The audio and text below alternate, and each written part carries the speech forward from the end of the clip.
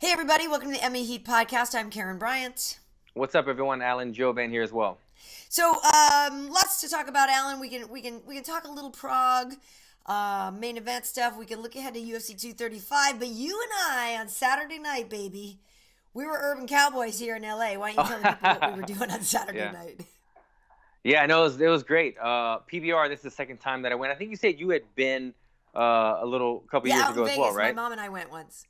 Right. So we had went when it was in Anaheim, and they always treat us really good over there, man. I love it. Obviously, WME IMG owns the PBR and the UFC, right. So there's a little bit of a tie-in there, and so they hooked us up with tickets. I think they did you guys as well, huh? Yeah, I went through a friend of mine who works at PBR, Melissa, who used to work at UFC. Right. But yeah, I've got some as well, and it is funny because I went in Vegas once before, and I don't know about you, like I actually love it, right? So I do too.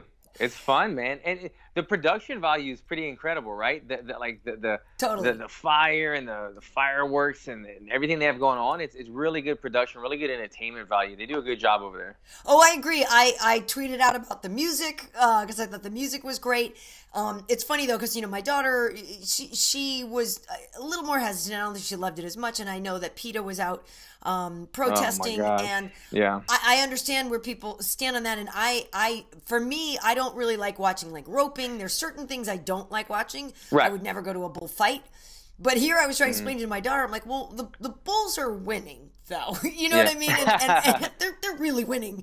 And I looked something, just to double check. I was like about the strap and everything, and that the strap, really isn't on their parts. It's a flank strap, like because I really wanted to make sure too. But I'm like, baby, the thing weighs 3/4 of a ton. It's got a 162-pound man on the back, like. I think it's okay. Like, I do think it's okay. I don't want to, upset anybody that really feels vehemently the other way. But in this case, I don't have a problem with it. And I love it. Like, I love it. So I watch it a lot, even when it's on, TV and this and that. And so she, I don't think my daughter even knew how much I was into it. And so, something will happen. And I'm all, reride! Reride, yeah, throw the flag. Exactly. Flag that thing, right? And she's like, no, what? I'm way into it, man. Yeah. I love it. I agree. Trust me, I could get into the whole animal rights activist PETA thing. Me and my wife had a long talk about it because PETA was out there strong. Right. And I think it's like a cop harassing you for dropping a gum wrapper. Like, go do your real job. Go save some lives. PETA needs to go and stop maybe the killing of the bulls in Spain or something. But when these bulls are like professional athletes and they live in a luxury life and they have to work 8 seconds on a weekend, it's not that big of a deal. Like you said, they're winning.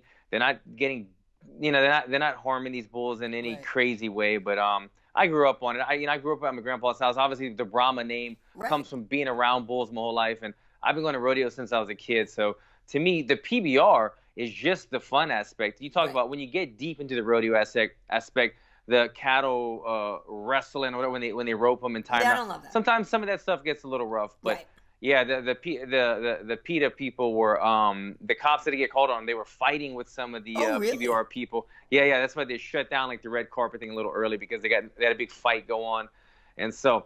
Long story short, it's a bit crazy, but the PBR was super fun, and it was cool to see Sylvester Stallone there with one of his bulls.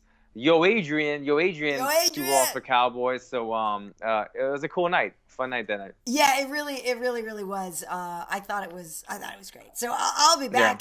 And it was funny too because there's so many Brazilians. I had done a little story. I'm like, eu acho que brasileiro vai vencer, and he did. Oh, of nice. course, it was a Brazilian guy that won. There's so many Brazilians doing bull riding, and obviously. Anyway, I thought it was great. It was a really fun time. But of course, earlier in the day, I watched some Prague. Now, it is harder, I got to be honest. I don't know how you feel sometimes the afternoon ones. Like, it sort of kind of depends on the weekend for me, right? Like, sometimes waking up and watching fights in bed or, like, an afternoon thing is kind of cool. But, like, for some reason this weekend, I just had more going on and, had found it a little harder to watch all of it. So I saw some of Jan and Dodson. I thought that fight was really exciting. And, Jan is a guy that a lot of people have their eyes on, and I think rightfully so. I thought that was a really great performance from him. I was happy to see Liz Carmouche get a win. That was a hard-fought victory. But that main event, I got to hear what you think, because that was like on the reverse, and he still was able to knock him out. Maheta's so powerful. Yeah. I mean, it's crazy to see. He was already a powerful middleweight, but like he goes up and weight at 205, and he's just knocking guys off left and right. And now he's like, all of a sudden, he's in the chase. He's in the hunt for the strap. He's in that conversation. It happens. We've seen it over and over again, obviously, with the card we're going to preview, but it happens so quickly at light heavyweight. When you go on a 2 or 3 fight run, all of a sudden, all you have to do is mention John Jones's name or the title name, and you're going to be in that category very, very soon. And he's done the same thing, putting away another tough striker in this fight. That was really the main event. Was the only fight that I really saw, and I actually did see bits and pieces of the John Dodson fight as well, as you did. And Dodson, he's crazy, man. Like when he puts on weight and his hair is a little crazy, he's just like a fun guy, man. But you could tell that he's usually very happy, John Dodson. He wasn't as smiley in this fight because his opponent was a gamer. He was doing exactly what he had to do to take John Dodson out of the game. And there was even a little bit of like some stuff going on that Dodson didn't like. I think he said that like he hit him in the nuts one time. The ref didn't see, and he might have held the gloves, but they were very, very competitive. And you can see John Dodson. It was kind of like when smiling Sam Alvey stopped smiling. You know he's in for a rough night, and that's what I was sensing with John Dodson. Yeah, no, I agree. You could tell that was a hard night at the office for John. But he was gamer, and for me, and I probably even tweeted it. Like you could look at the 4-minute mark of the third round, and it looks just like the 30-second mark of the first round in terms of pacing. Oh yeah. So I have such a great appreciation for the lighter weight classes for that, and they're technical. Though it was enjoyable to me. So that was again another one of those examples where with people complain about the lighter weight classes, I feel like those are a good example to show them like, no, actually they put in a lot of work, and there's real stuff getting thrown. There's punches with bad intentions and bad consequences and stuff like that. So I did enjoy that fight, but I want to get your take on Stefan Struve. He's somebody that we got to know a long time ago, earlier on in his career in the UFC, and he's had some ups and downs. And, we were with him the night before that fight in Vegas that time when he was supposed to come back. It was after his heart issue, and he had a panic attack. And, so I remember that night, we were literally just with him and Anthony Hardonk, a lot of the guys, but the night before. So literally no pun intended. My heart really went out to Stefan over the years. A lot. He dealt with the death of his father. There was so much going on. And so he, had some hard time, had some fights that didn't go his way. I thought after that first round, it was going to be another loss for Stefan. De Lima came out, just took him down, just owned him the whole first round. The second round, Stefan came out, turned it around and got the submission. And then, left his gloves in the octagon, said he was probably his last fight. The way he phrased it was that it could be. And if it is, Alan, I'm curious what your take is on him walking away now with that victory. Yeah, unfortunately, I didn't get to see the fight. I did see the headline saying that, and I literally saw that he left his gloves inside of the octagon, which, he looks like he's pretty much opened that door to retirement. But like you said, the way he phrased it, he almost kind of left the door open in terms of, well, if something intrigued me or see how I feel. But usually you hang the gloves up, you leave the shoes, whatever it is inside the octagon, it's a done one. And you would think that if he did that, he kind of had his mind made up going into the fight, that he was kind of thinking, win or lose, or hopefully with a win, I could ride up into the sunset and start the next chapter of my life. But I agree. I like Stefan Struve a lot. He's always been a really fun fighter. I didn't realize that he was fighting that much. I saw that he had quite a bit wins in the heavyweight division. Yeah, he's in the record books now for like third most wins, I think, or fourth most wins. Which is kind of crazy because obviously it showed that when he was healthy, he stayed very busy. But think about all the time that Stefan Struve had to take off from being injured and being hurt. And he was a long time that he was away from the octagon, and still he's in the books for victories and fights in the heavyweight division. So a fun guy, man. I mean, not very often do you get to see what is Stefan Struve? 7 foot? Basically 7 feet now, because I think the first time I interviewed him, I think he was 6'10", then he was 6'10", then 11, you know what I mean? He's like growing. They were kind of adding on to it. Yeah. So we're going to, throughout the course of the week, maybe on Flashback, I'll throw up one of the old videos that we did with him, like at Anthony Hardonk's gym, long time ago. The same day I interviewed Ronda Rousey, like later on, because she happened to she trained there too with Anthony, and Marina was with her, and Ronda had just... it was after one of her Strikeforce fights where she, I forget whose arm it was that she almost tore off. But anyway, Stefan's been a really good guy for a long time. And I have to say, for me, I don't know if you can script it better than that. Like that's a kind of a great way to leave. You showed you had some grit and some heart by digging it out after that first round, because I really didn't think it was going to end well in that first round, for him. And it's hard. But to me, it's like, and I've heard other fighters say this, obviously you're the fighter, you're the one to know, but like I've heard people say that as soon as you start to entertain the idea of retirement, it's time, right? Because then you may have already been sort of halfway checked out. I don't know. Possibly.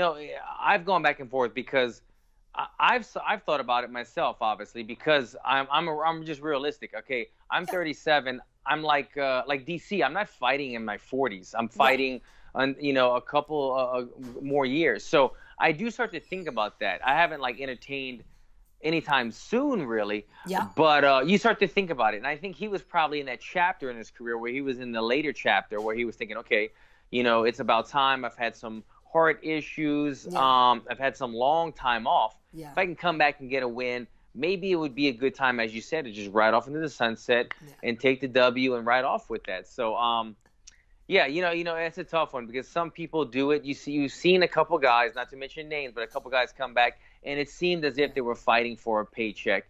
We don't want to see that with Stefan Struve or any other fighters. But if you're entertaining the idea, that you're at a point in your career where you're eventually going to want to hang it up. Yeah. So if he does it, though, I always enjoyed watching him fight. Again, like we said, a 7-foot striker inside of the octagon always turns me on to want to watch that. So I'm never mad at watching that. I always remember, I think this didn't go his way. Do you remember this fight? I think it was Travis Brown. Yes, I was at that one. UFC debut or one of the fights. But Travis Brown fought Stefan Struve, and Travis Brown comes out and does like a Superman punch, I think. Was it? Am I saying it correctly? Yeah, knocked him out. Brown, Superman punches Stefan Struve, knocks him out. It was like the two tallest guys that we have inside of the UFC fighting one another. And they come out and do Superman punch knockouts. It was a crazy knockout. And unfortunately, it didn't go the way for Stefan Struve, but it was just a lasting memory of one of his fights that I have. Yeah, if people can look around, I'm 99% sure I had that interview with Travis after that fight. Oh, yeah. Yeah. Hold on, one thing, I am a working mother. I just need to let them know. Okay, so the quinoa, you need to turn on this, just heat it up for another 5 or 6 minutes. The chicken should be ready to go, and so is the salad, okay? Man, she works hard for the money. We have the same thing on this. Are you serious? Quinoa and chicken. That's what Nicole made tonight. So nice. Yeah, I got the same page here. On it. Yeah, there you go. Great minds. Great minds. But cool, awesome. Well, yes. To wrap that up, Stefan. Best of luck. It'd be cool to me because he's still a young guy. Go retrain to play pro volleyball, or you know what I mean, or could you imagine him as a swimmer, just you know what I mean, or something. But he's fit, he knows how to train. I feel like he could go on and do something else too, or just totally go do something else with his life. Still young enough to just reinvent himself and go do something totally different. Do you know how old he is? It's a good question, Alexa.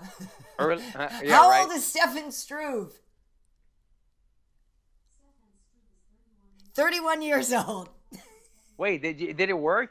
Alexa heard you? Yeah, no, it worked. His birthday's in February, of 1988. Yeah, no, Alexa literally just told me. That's amazing. I have an Alexa over there, but I feel like I have to ask her questions 3 or 4 times before she understands me. So yeah, maybe she doesn't listen well, but yeah, it's funny. Now we have a few of those. But yeah, so the thing about Thiago Maheta winning, Alan, is that he mentioned in his speech the possibility of fighting Anthony Lionheart-Smith. And I recently spoke with Anthony Lionheart-Smith the other day. I have a nice long interview with him. And Anthony talked about a potential rematch with Thiago Maheta as well. Maheta won that fight the first time they fought. But anyway, at this point now, like you mentioned, Thiago's totally in the hunt, right? So we know that Anthony's fighting John Jones this Saturday.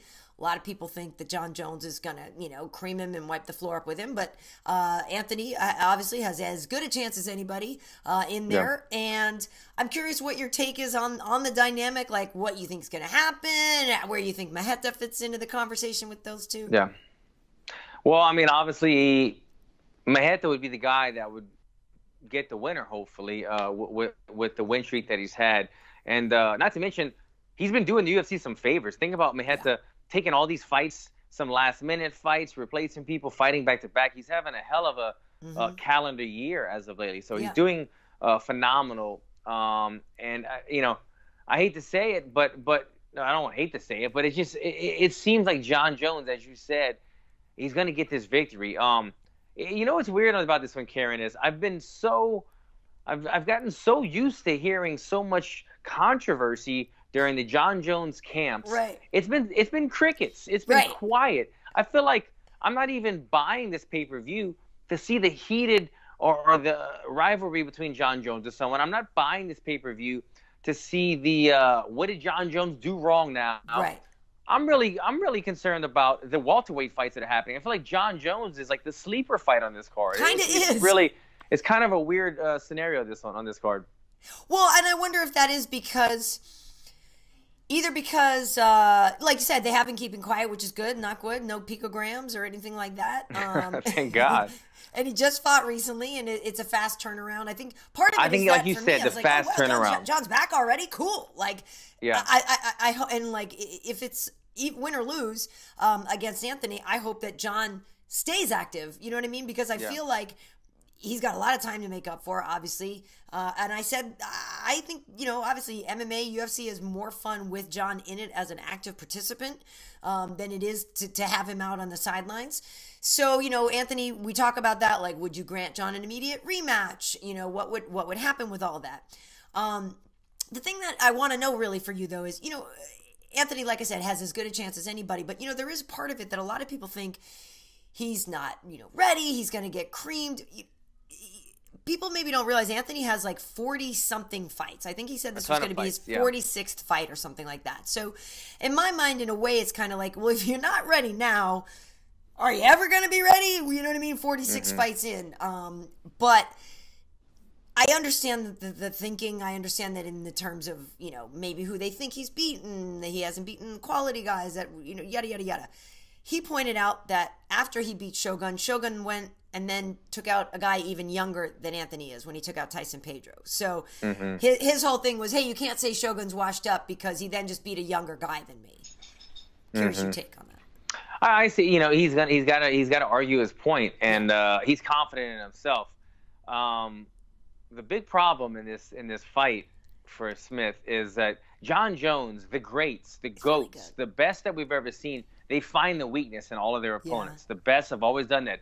GSP was a master at it. He would use his jab. He was out jab. You would set up all the striking, and then once you're striking with GSP, he would take you down. Right. I could see that very same scenario playing out in this fight with Jon Jones. I mean, Smith is a great striker, and I think that's where his chance does lie. If he's able to stand toe-to-toe and pressure Jon Jones and back him up. But if he lets Jon Jones start popping the jab, throwing the oblique kicks, throwing some elbows, he's going to start peppering him up, and then he's going to take Smith down, and then that is where he's going to wipe the canvas with him. So he has a chance on the feet. He's got to stay on the feet against Jon Jones, which isn't easy, though.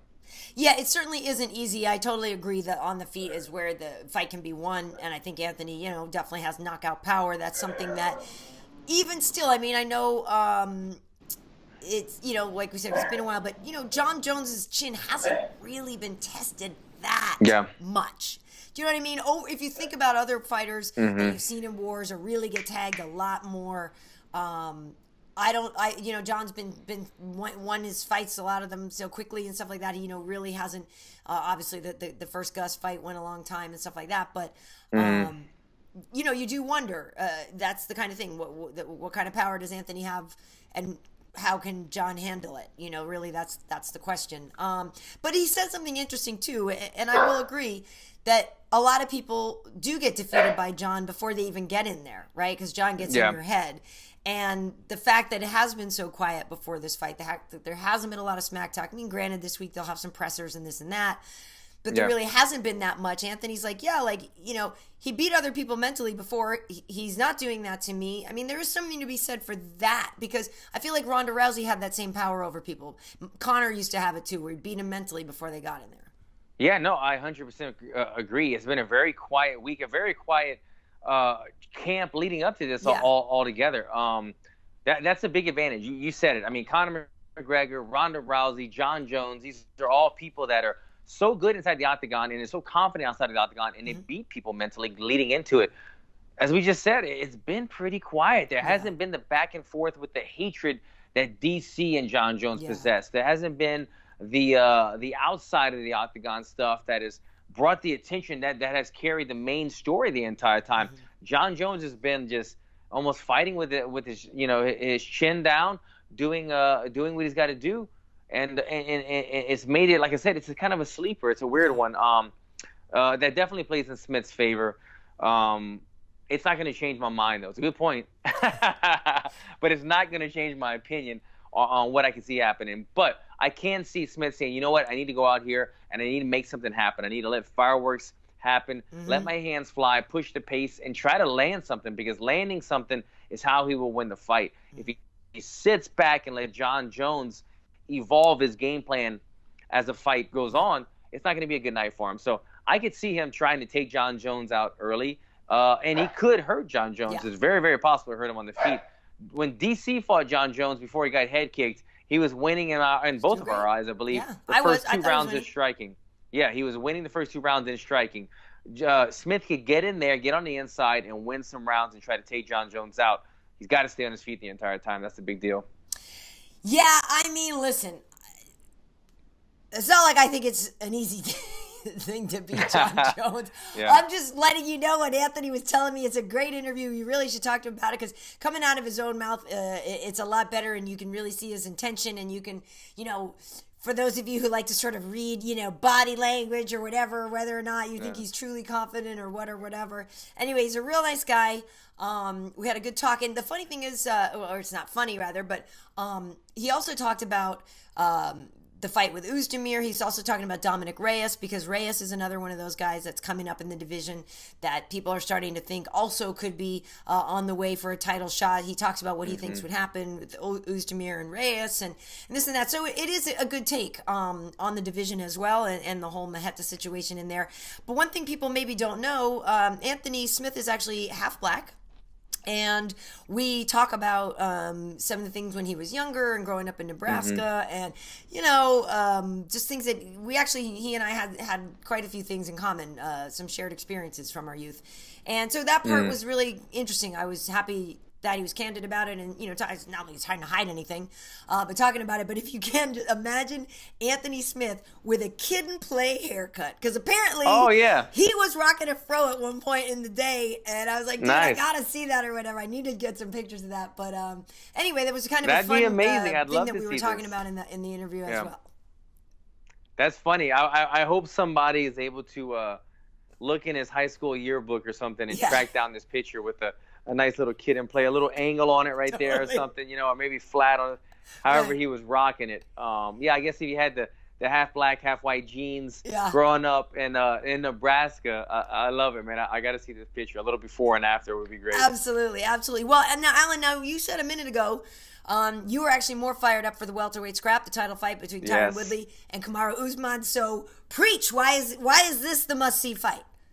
I got to tell you, Karyn, I know that you and T Wood are good friends. I know you guys work together a lot. You've been doing it for years, and you're a big believer in Tyron. And I tell you what, I was a guy myself that, being in my division, I was very competitive. You know, I was kind of like, you know, Tyron complains a lot or this or that. You know, he's the guy that's or he speaks the truth depending on where you stand. Right, but.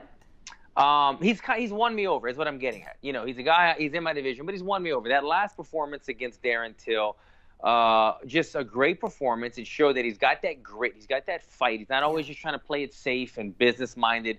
And getting his black belt was a good emotional experience, emotional moment for the fans to kind of bond with him and kind of see that, you know, him getting praised or getting promoted in front of the world is a beautiful thing. I love being a part of promotions when seeing people do that. But this is a tough matchup for him, Karyn. Usman is a guy that possesses every quality that T-Wood possesses, except maybe the big right hand. Yeah. You take away the big right hand, when we talk about genetics, is just strength, body structure, built for this sport, he's got it. We talk about the wrestling, I think he's got the advantage. We talk about striking, two different types of striking. My earpiece keeps falling out. I was just going to say, man, your cauliflower ear acting up or what? Yeah, cauliflower, and then I put lotion in my ear, so now it's all slippery. But I'm comparing these two guys. When we talk about striking, there are two different types of striking. T-Wood is the more polished striker, in my opinion, by far. Been doing striking longer, and he's been around. He's been at boxing gyms. He's been at Duke Rufus's. He's studied in different arts for much longer, and he's got a good striking arsenal. But when you put T-Wood against the corner, against the cage, he's usually going to go back to the same thing: explosive overhand, or he's not really trying to use all 8 limbs all the time when you're the better striker. Usman, on the other hand, he's probably not as skilled or as polished as a striker, but man, does he use his reach very well. We've seen him knock out guys before. That fight in Brazil, he knocked out that Brazilian guy. Rice. So yeah, so I think he could trade with Woodley. Every aspect of this fight. The advantages that Woodley has, to me, are the obvious ones: the big right hand and the experience, the championship caliber experience that Woodley has. That's going to have to be enough to carry him to the fight, because on the other side of the octagon is an equally skilled and challenging guy standing in Usman. Well, I give you total credit. Like, I agree with you about Usman's abilities and his skill set and all that. I think he's fantastic, and I think he totally deserves his title shot, and I think he can give Tyron a lot of problems. I totally agree with you. I still think Tyron's going to be Ann still. I do.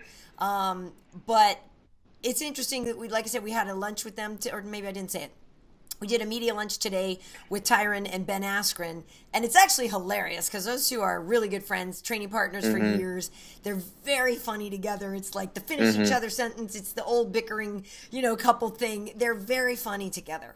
But both of them kind of went in hard on Kamaru, because Ben has known him for years on the wrestling circuit. And, when he was literally called Marty, like the whole Marty thing, Marty Usman, I guess that's really what he went by before, and, all this stuff. But so they're talking about kind of getting under Kamaru's skin, bringing up the Marty stuff again, and whether this, whether that. But both of them made a point of like, well, he was a D2 wrestler. You know what I mean? Yeah, so they actually, and look, I've not been on the wrestling mat, so I'm not making that criticism or that distinction between D1 and D2. But they were both very, very like specific about, he's a D2 All-American or whatever, and they claimed that there was a big difference in that. So whoever in our audience is watching, listening, who knows about D1, D2 wrestling, you guys would know better than I how big of a skill set difference there is. But I can't imagine it's huge, but maybe it is. Yeah, I mean, I get it when you talk about levels. It's like saying that you were like, I don't want to compare it to pro or semi-pro, but yeah, it's a different level.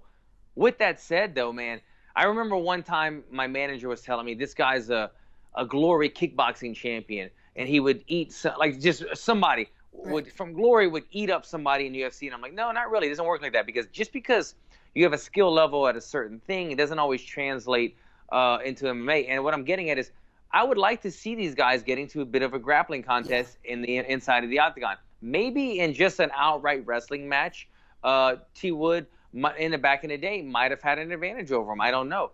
But I don't see Tyron Woodley at his age being a dynamic wrestler anymore, as much as he will go for the power double. If it's not there, he'll get back to his feet and conserve his energy. If they get into a scramble type wrestling match, I honestly think that Usman has the advantage. I feel like the way that he has out-grappled people in comparison to the way that T-Wood has used his grappling, T-Wood doesn't use his grappling as well as Usman does. So I feel that Usman, being the D1 guy, D2 guy, kind of has an advantage there. T-Wood might prove me completely wrong, and if he does, then great for him, because he's deserved it. He's done a bunch of great things, but I really don't feel like I've seen a whole lot of great stuff out of Woodley in the wrestling department in the last couple of years. Early in his career, yes, but not so much as of lately. Well, listen, Kamaru is incredible. Here's my question, though, to you then. If you think Kamaru is going to out-wrestle him and all that, but you know how sometimes people, and even though years ago we figured out that the 30% thing didn't mean Kamaru was fighting with 30% effort. It meant 30% physical capability because he was injured. But that has stuck with him, right? So people have called him boring sometimes, right? People have I was about to say it. You just took the they've word also out of my called mouth, Tyron boring, right? And so I'm asking you if you think there could be the threat of the, oh boy, I'm in my title shot now and I got to go out there and win explosively and people are going to criticize me if I win in a boring way and if I just wrestle him. So what if Kamaru goes out there and I know he's a bright guy and he's won fights in many ways, like you said, knocked out Moraes and this and that, but I do think that's where that championship experience that you mentioned that Tyron will have, of knowing how to keep his composure, knowing a good strategy, and not bailing out on a strategy or something like that if it doesn't seem to be working. Like I do wonder in this situation, you know, how Kamaru will perform. It's for all the marbles now. Nothing that he's done prior has made me think he can't perform on this night, but it is going to be different. It will be. It'll be the biggest stage he's ever stepped foot on, absolutely. Yeah. You said the word that I was going to say, Karyn, honestly, and I hate to say it because I can't stand a boring fight, especially when it's one that's so anticipated as I'm anticipating this one. I'm so excited for this fight, but I've got this feeling, Karyn, that there's going to be a very tentative energy between these two guys because they know they both could crack and they both could wrestle and they both have the equal set of skills. I feel it's going to be a little bit like Darren Till. When Darren Till came out and took the center of the stage and showed his long reach to Tyron. Tyron kind of tucked in and he put his back against the cage. Right. And they were very tentative back and forth. They would swing one shot and then kind of be kind of careful. I could see that being the same type of dance here. I could see Usman taking the center, using his reach, and just touching Tyron enough where he's not committing and getting in too much of a dangerous area. Tyron going to be kind of like waiting and fast twitch, kind of flinching, waiting for one guy to explode. And I could see Usman kind of touching him up until Woodley does explode. But I'm really hoping that we get into a fun fight. They crack each other, exchanges, and we can really see who's the better fighter in each area. That would be a dream as a fan. I know as a fighter, look, I'm just trying to get in and get out and get paid. I get it. But the fan side of me, I would love to see these guys go toe-to-toe in every area. But I do fear that because of the skill set, like when you have two wrestlers and they become strikers, sometimes it's not an entertaining fight. I'm hoping that's not the case, but I have a feeling it will be. Yeah, I don't think it's going to be boring. I think they're going to put on a show. I think they're going to put on a show. And I do wonder what you think about Ben versus Robbie Lawler. You know, Robbie, some people think isn't the same or whatever, but Robbie is, you know, he's on one. You could argue Robbie Lawler on a Mount Rushmore of MMA in terms of like how badass he is. You know, just how nobody doesn't like him. You know what I mean? Whatever. Like Lawler equals legendary in my book. I'm a huge fan. I love the guy. Yeah. You know, I'm just curious what your take is on that. You know, the last time out, you know, we know he had some knee issues and people are saying, oh, he's not the same. But at the same time, Ben, it's not like Ben is a 22-year-old kid fresh in here either. So I'm just curious what your take is. I'll tell you what. I'm trying to think how I should word this one, Karyn. You think Ben's getting KTFO? I think that I'm going to be rooting. I'll be rooting for Robbie Lawler 100%. You know, I'm not sold on Ben yet. You know, he came in with the trash talk, and I get it. He's a smart guy. Yeah. He loves to play around on Twitter, so I get what he's doing. But yeah, exactly. He speaks well. He's entertaining, this and that. But something about him kind of bugs me. Like he thinks that he's cute, and that's what I don't like. He's like he laughs at his own jokes type of guy. You know what I mean? And I'm like, you're not that cute, bro. You're witty and you're smart, but like sometimes it's too much. And I think he's loving all the attention that he's getting. And I'm not trying to hate on him. I really am not. He's done a lot of stuff in some other organizations, and he's undefeated and all that for a reason. Yeah. But I just feel like he's getting pushed in very, very fast. getting the Robbie fight, and then I assume if he wins this fight, they're gonna be like, oh, he's got to fight for the belt, and I'm like, in my eyes, I think he needs to fight a little bit. Right. I'm not sure where we go. We talked about it earlier about boring fights. If he comes out and shows me improved striking and improved kind of hunger and tenacity, I'll be like, you know what? I was wrong about Ben. I will give him an apology on this show. But I've been watching Ben since the beginning of his career, and he looks like a desperate wrestler. He's like, I want to throw these weird punches and just dive on you and be a wet blanket. And if that is where the division is going, if he's going to be the leader of our division, the guy that's getting all the attention or fighting or possibly holding the belt one day, it irks me, because I always will root for the fighter, the gritty guy, the guy that's the entertainer and the fighter at heart. So my challenge to you, Ben Askren, prove me wrong. Go out here, fight Robbie Lawler, get the W, but show me that you're a fighter. Throw some bombs, get it done. I will be on your side, man. Nice. Yeah, well, we'll see. I mean, it's no easy task. Robbie is a beast. I wouldn't be surprised if Robbie just knocks him out. I wouldn't be surprised, because Robbie does that. That'd be crazy. And that's not a dig on Ben. That's a praise to Robbie. Do you know what I mean? It's not. It's his capability. I get it. Yeah, so I think it'll be interesting. I will say this, though, like I said, we had a lunch with the two guys, Ben and T-Wood, and they're really funny together. I put a little snippet of it on my Instagram, but the whole thing is definitely worth watching. Like, Ben's an interesting dude, but I agree. Like, he's having fun with the social media stuff and, like, jabbing at UFC for not having a picture of him and this and that. That was funny. I enjoyed that back and forth with funny. UFC. So... Yeah, I mean, in terms of, like, I'm not going to sit here and lie and be like, oh, my God, I've been a huge Ben Askren fan all my life. But I like the guy, and I think it's going to be fun to have him here. But I feel like Robbie, especially, too, is going to be even, like, extra motivated, too, coming off loss and, like, wanting to really teach this guy something about, his, welcome to the UFC type thing. So I know that it's going to be, I think it'll be entertaining. Yeah, and like I tell you what, the hyped up Bellator guys have not had a great run making their debuts in the UFC. Hector Lombard, Lombard was the king, and then he came in the UFC, and it was just a lackluster performance. And he's kind of had a hit or miss career ever since then. And more other guys have came over and gotten cut or just not looked good. Ben Askren possesses something that none of those guys have, and that's elite level wrestling. Yeah. But again, I don't like to see desperation in one aspect of your game just to get to your strength. I like to see a well-roundedness, and that's what I'll be looking for. I just want to see how well he fights, how well he shows himself as a true fighter inside the UFC octagon. Cool. Well, it's funny, we have the lunch there. Already looking at the comments from the lunch today, because Wade streamed it live. Some people are like, they're bringing back the quotes from the Tony Ferguson and Verdun lunch, because the last time we had one with the two people, and that whole video, that went crazy, and we had it on 360, and everybody was tripping out. So we actually have the 360 version of Ben and Tyron as well. There's no, there's no fights, there's no scuffles.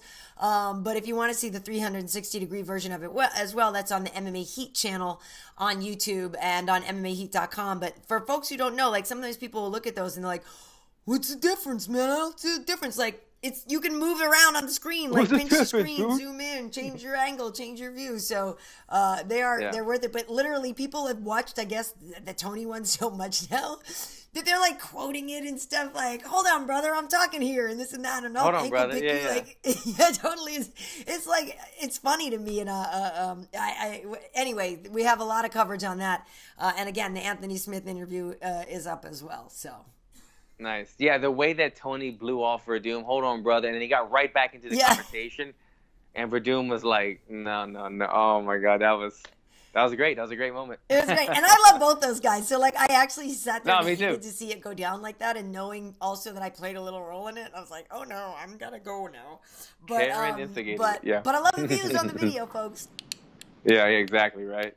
Not mad at that. Yeah. Okay. Cool. So tomorrow, I'm cranking out a couple of UFC nows, and then we're actually going to the open workouts for the one championship. They're gonna have Demetrius there and Eddie Alvarez. Misha's gonna be there. Rich Franklin's gonna be there. I'm not exactly sure who all is working out or whatever. I think Sage was going to some of these, but not all of them or whatever. But anyway, we will have that as well. Yeah. And I saw they were the owner, CEO of the one championship was teasing something about there was either going to be either a new fighter signing or a new matchup, some type of big announcement. So I'll be curious to see what's going on with them. Hopefully you guys can cover it or something. Yeah, it should be pretty cool. So what else do you have going on this week? Not a lot, guys. I got some unguarded videos up. Nice. I just got to post them up, breaking down some things, talking a little bit about the Poirier versus Holloway news and different things like that. So that's I'll right. We didn't even get into that. I meant to talk about that. That's nuts. Yeah. It got sprung on us, on everybody. I mean, I was a bit shocked by it. So we'll see how that plays out. Do you like it? I mean, I'm happy for Poirier. I just don't really understand where Max got in. How did Max get into the mix all of a sudden? But I broke some of it down on Unguarded. I talked about it for a while. I was kind of doing the process of elimination because you got to think there's like 4 or 5 guys all wanting that title shot. And then Maxie baby swoops in there and takes it. So it's interesting stuff. But again, I felt bad for my guy, Dustin Poirier. Since I went home for Christmas, he's been training his butt off, wanting a fight. And he felt like he was getting pushed aside. And now the guy's fighting for the title. So it just kind of shows what like focus and determination does. And he stayed on him. He stayed on the UFC and he got what he wanted. So I'm happy for him with that. Well, yeah, I mean, he had even, I guess, asked to sort of be released. He's like, I'm not doing anything anyway. I've been told, everybody sort of knows this now, obviously, that supposedly Tony turned down the offer. And we actually were talking about this at the lunch today. And, part of me thinks if that's the case and Tony had the opportunity to fight Dustin for an interim title, there's a part of me that's like, well, geez, Tony, you got to take it because as we know, opportunities come around and they don't necessarily always come back around. And you have funky luck sometimes, unfortunately. And like, maybe you need to seize the moment here and you take this chance.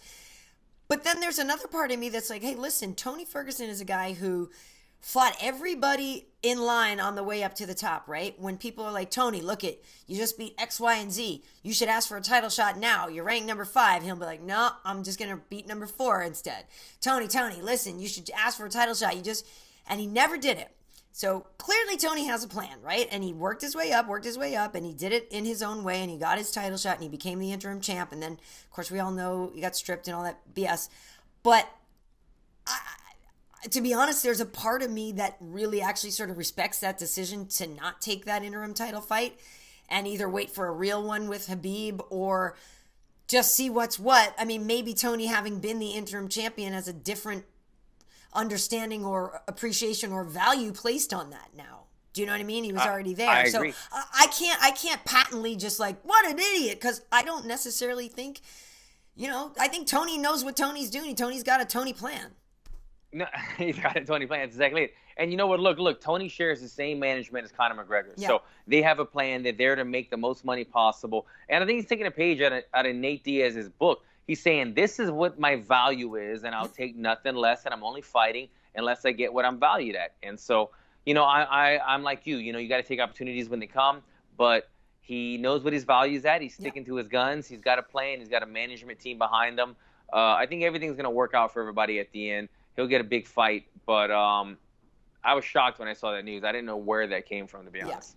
It's a little random. Also in that lunch, though, Tyron, if you guys noticed recently, Tyron was training with Max Holloway. So he talks about that. Actually, some really cool stuff, from one champion breaking down another and sort of sharing his opinion of another champion. It's definitely interesting.